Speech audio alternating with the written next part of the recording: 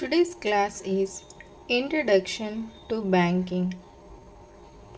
First, definition of bank. Bank అంటే ఏంటి చూద్దాం. The word bank derived from the Italian word banca.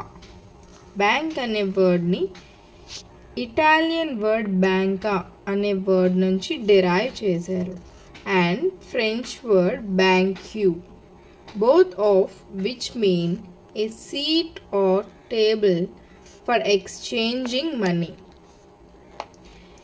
అంటే bank అనేది ఒక సీట్ ఆర్ టేబుల్, దేనికోసం? ఎక్స్చేంజ్ ఆఫ్ మనీ కోసం. మనం మనీని ఎక్స్చేంజ్ చేసే ఒక టేబుల్ని మనం బ్యాంక్గా రిఫరెన్స్ చేస్తాం. The bank serves as a financial intermediary where customers can deposit funds that can then be lent out at a profit. Customers అనేవారు బ్యాంక్లో మనీ అనేది డిపాజిట్ చేసుకోవచ్చు. డిపాజిట్ చేసిన మనీకి మనం తర్వాత ఒక ప్రాఫిట్తో బయటికి తీసుకోవచ్చు. In modern times banks not only mobilise savings and provide credit but also facilitate money transfers, offer digital banking services, and support financial inclusion and economic development. Banks ద్వారా మనం మనీని సేవ్ చేసుకోవచ్చు, ట్రాన్స్ఫర్ చేసుకోవచ్చు, digital banking services like PhonePe, GPay అనేవి కూడా utilise చేసుకోవచ్చు. Banks అనేవి మనకి ఫైనాన్షియల్గా, ఎకనామిక్గా సపోర్ట్ చేస్తూ ఉంటాయి. What is banking?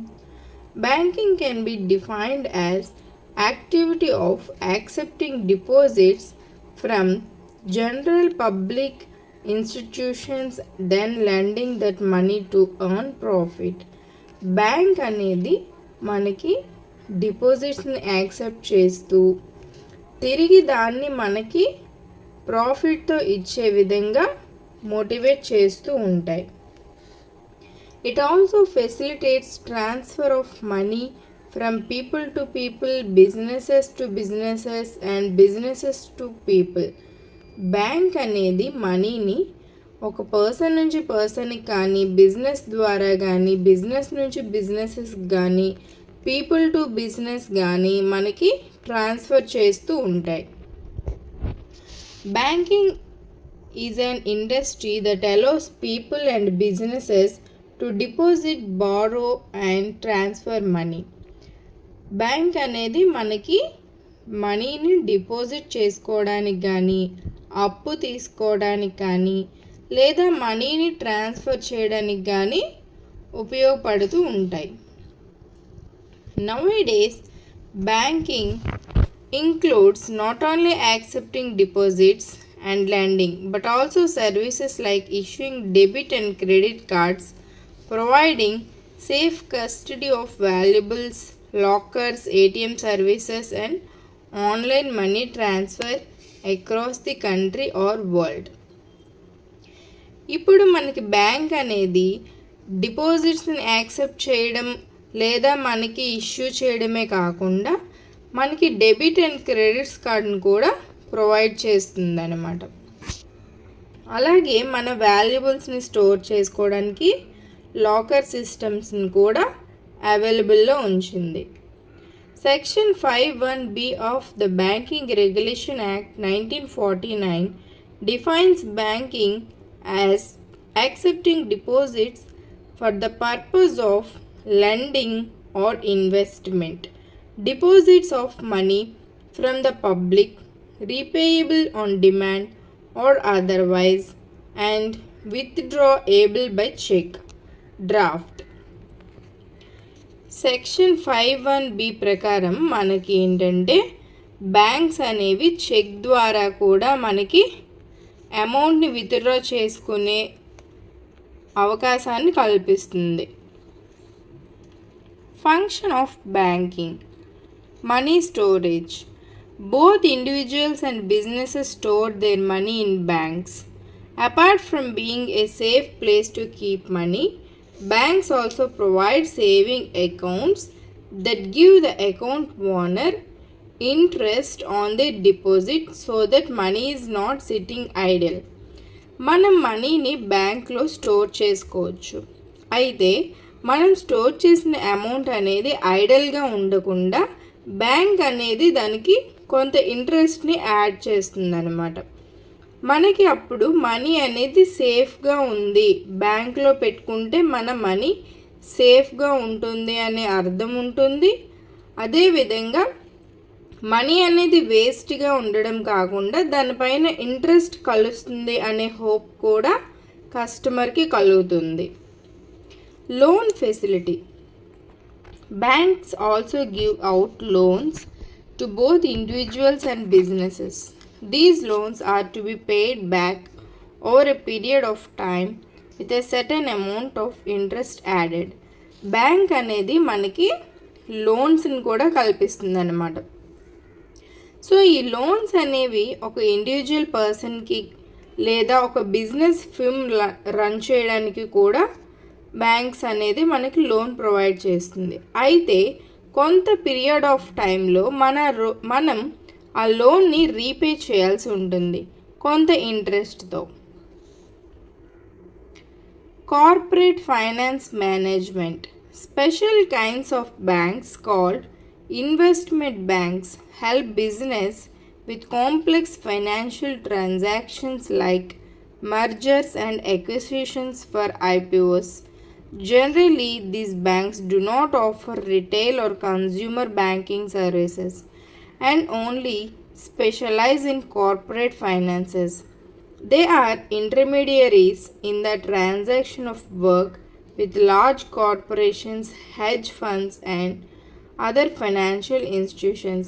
ఈ కార్పొరేట్ ఫైనాన్స్ మేనేజ్మెంట్ అంటే ఫర్ సపోజ్ ఒక బిజినెస్ ఫిమ్ ఉంది అంటే ఆ బిజినెస్ ఫిమ్స్లో జరిగే ట్రాన్సాక్షన్స్ లేదా ఒక ఫైనాన్షియల్ ఇన్స్టిట్యూషన్స్కి జరిగే ట్రాన్సాక్షన్స్ని మనకి అవైలబుల్ చేసేదాన్ని కార్పొరేట్ ఫైనాన్స్ మేనేజ్మెంట్ అంటాం. Regulating the economy. బ్యాంక్స్ అనేవి ఎకానమీ రెగ్యులేట్ చేయడంలో చాలా ప్రామినెంట్ రోల్ ప్లే చేస్తాయి. By controlling the amount of money that circulates in the country, banks control the spending power of the people. మనం ఎంత ఖర్చు చేయాలి, ఎంత సేవ్ చేయాలి అనే కంట్రోలింగ్ పవర్ కూడా, ఎకానమీని కంట్రోల్ చేసే పవర్ కూడా బ్యాంక్స్ పైన డిపెండ్ అయి ఉంటుంది. నెక్స్ట్ వచ్చేసి types of banking in India.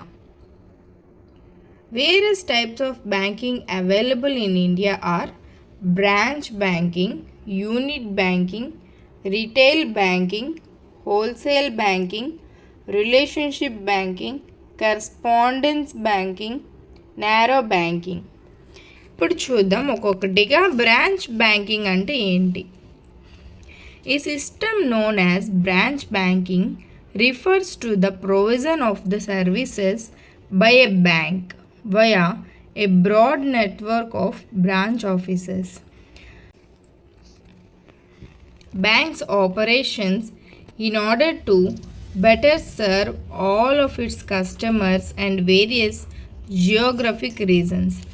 Branch banking అంటే ఒక బ్రాంచ్ ఆఫీసెస్ నుంచి బ్రాడ్ నెట్వర్క్ ఆఫ్ ఆఫీసెస్ని తయారు చేయడం. అంటే ఒక మెయిన్ బ్రాంచ్ ఉంది అంటే దానికి సబ్ బ్రాంచెస్ అనేవి డిఫరెంట్ ఏరియాస్లో ఉండి పీపుల్కి అవైలబుల్గా ఉండి కస్టమర్స్కి సర్వ్ చేసే విధంగా హెల్ప్ చేసే వాటిని బ్రాంచ్ బ్యాంకింగ్ అని అంటాం. Which means nothing but customer friendly banking. Unit banking. Instead of a network of branches managed by a single bank, banking operations under unit bank are conducted through a single office. The single office functions as both the operating and controlling unit. Only single ఆఫీస్తోనే ఎటువంటి branches అనేవి లేకుండా ఎటువంటి networks అనేవి లేకుండా only single office మాత్రమే bank ఫంక్షన్స్ని control చేస్తూ ఉంటే దాన్ని మనం యూనిట్ బ్యాంకింగ్ అని అంటాం. Retail banking, also known as consumer banking or personal banking. It offers financial services to individual consumers rather than enterprises. Customers can manage their money, get credit, and deposit money safely and securely when via retail banking services.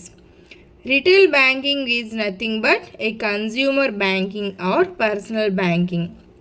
అంటే మనం పర్సనల్గా use చేసేదాన్ని and మనం financial services కోసం ఇండివిజువల్గా మనం use చేసే బ్యాంకింగ్ని retail banking అని అంటాం. Wholesale banking refers to the financial services provided by powerful corporate and real estate banking sectors. Wholesale banking provides loans, cash management, and financial services to large institutions, banks, and government agencies. Wholesale banking ఏంటి అంటే పెద్ద మొత్తంలో అమౌంట్ని వేరే వేరే financial సెక్టర్స్కి కానీ పెద్ద పెద్ద ఇన్స్టిట్యూషన్స్కి కానీ గవర్నమెంట్ ఏజెన్సీస్కి కానీ లోన్స్ రూపంలో దానికి అప్పిస్తూ ఉంటుంది అన్నమాట. Relationship banking is when bank provides a broad range of goods and specialized services to devoted clients who manage multiple accounts. For example ఒక పర్సన్కి మల్టిపుల్ అకౌంట్స్ ఉన్నాయి. మల్టిపుల్ అకౌంట్స్ని యూజ్ చేస్తూ బ్రాడ్ రేంజ్ ఆఫ్ నెట్వర్క్ని వాళ్ళు maintain చేస్తూ ఉంటే దాన్ని మనం relationship banking అని అంటాం. Corresponding banking. These are financial institutions that offer banking services and financial services on behalf of other financial institutions, whether they are equal or not. These banks are utilized to carry out banking operations in other nations, since domestic banks are restricted from accessing global markets and are unable to communicate with customers directly. So corresponding banking అంటే ఏంటి సింపుల్గా చెప్పాలి అంటే వేరే వేరే financial institutions అనేవి మిడిల్లో ఉండి వాళ్ళ బిహాఫ్ ఆఫ్ మీద అంటే వాళ్ళ అండర్లో ఉండే వేరే బ్యాంక్స్కి కానీ వేరే ఫైనాన్షియల్ ఆర్గనైజేషన్స్కి కానీ మనం ట్రాన్సాక్షన్స్ జరుగుతూ ఉంటే దాన్ని కరస్పాండింగ్ బ్యాంకింగ్ అని అంటాం. A narrow bank is a type of banking where a bank invests its money in risk-free assets with maturities that match its liability maturity profile. This prevents asset liability mismatch issues from occurring and ensures that the quality of assets is maintained without the emergence of subpar assets. For example కొన్ని assets అనేవి మనం save చేస్తూ ఉంటాం. So అటువంటి assets అనేవి maturities అయినప్పుడు risk లేకుండా మన అకౌంట్లో సేఫ్గా ఉండాలి, దాని లియబిలిటీ అనేది మెచ్యూరిటీగా ఉండాలి అనే దాన్ని బట్టి నేరో బ్యాంకింగ్ అనేది పనిచేస్తూ ఉంటుంది.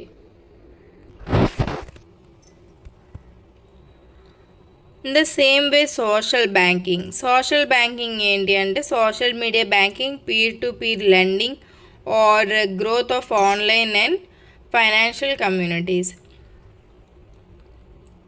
ఇదేంటంటే ఫ్రెండ్లీ ఇన్వెస్టింగ్గా మనకి పనిచేస్తుంది అనమాట సోషల్ బ్యాంకింగ్ అనేది. Mixed banking is nothing but where banks undertake both commercial and industrial banking. So ఇలాంటివి మనకి పాపులర్ కంట్రీస్లో అనేవి కనిపిస్తూ ఉంటాయి మిక్స్డ్ బ్యాంకింగ్ అనేది. చైన్ బ్యాంకింగ్ అంటే నథింగ్ బట్ ఒక ఫ్యూ పీపుల్ని సెలెక్ట్ చేసుకుంటూ 3 or more ఇండిపెండెంట్లీ చార్టెడ్ బ్యాంక్స్ని మెయింటైన్ చేస్తూ ఉంటాయి అన్నమాట. ఇలాంటివి మనకి యూఎస్ఏలో అండ్ సమ్ అదర్ కంట్రీస్లో ఎగ్జిస్ట్ అవుతూ ఉంటాయి. సో కొన్ని ఓనర్షిప్స్ని ప్రొవైడ్ చేస్తూ ఉంటాయి అన్నమాట. Para banking refers to all those activities that banks undertake apart from their core banking functions, which include accepting deposits and lending money. Virtual banking అంటే internet banking మనకు అందరికీ తెలిసిందే. సో నెక్స్ట్ వచ్చేసి green banking. It is a relatively recent idea that contributes to environmental sustainability practice of promoting eco-friendly behaviors and lower a bank's carbon impact. Offshore banking and next Islamic banking. Islamic banking is a banking system that according to Sharia in Islam money has no intrinsic value, so money cannot be sold at a profit and is only allowed to use it in accordance with Sharias. Merchant banking అనేది which include underwriting, mergers and acquisitions guidance.